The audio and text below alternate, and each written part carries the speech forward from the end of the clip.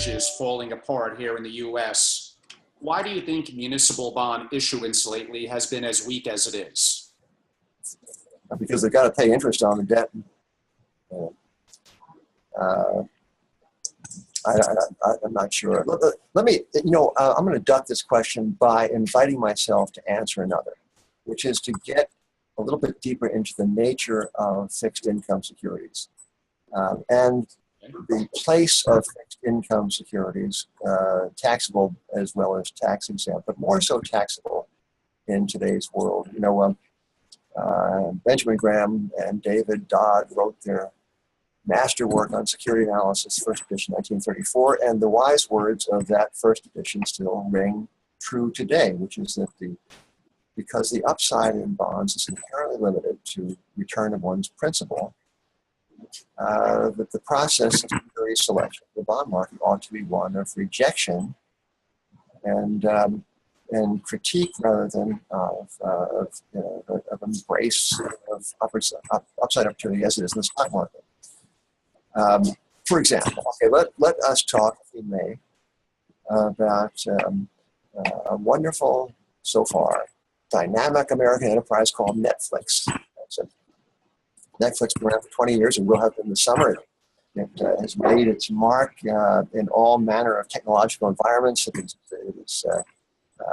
managed to get into the streaming business. It is outspending Hollywood on original content now. It's taking a new leap into the dark of the business model. All right.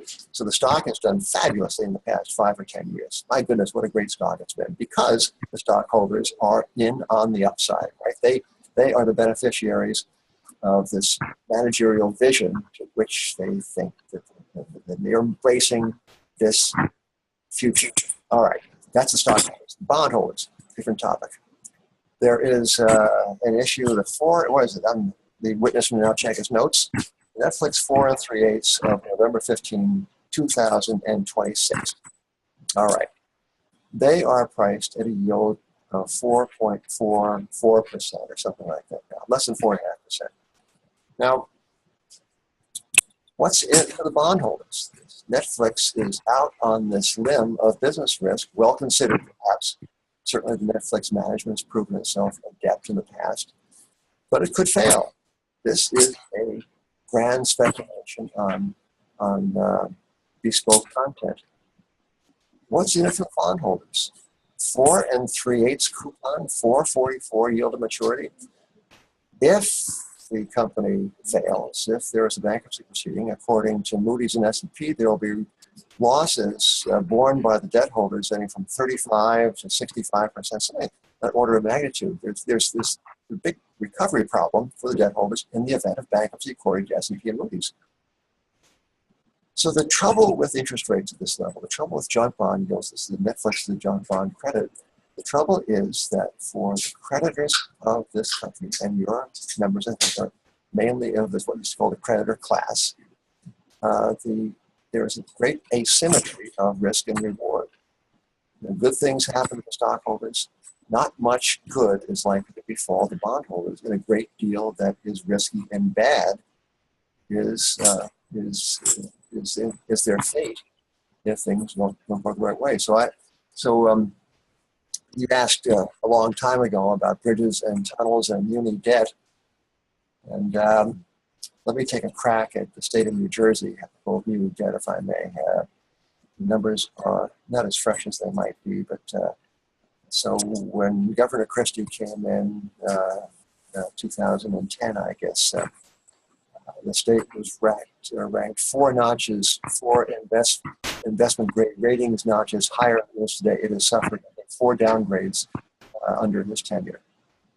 And the state pension funds have gone from a little underfunded to very underfunded in that same span of time. Now, taxes have gone up, but not as much as spending has, nor as the amount of bonded and pension indebtedness per capita has gone up.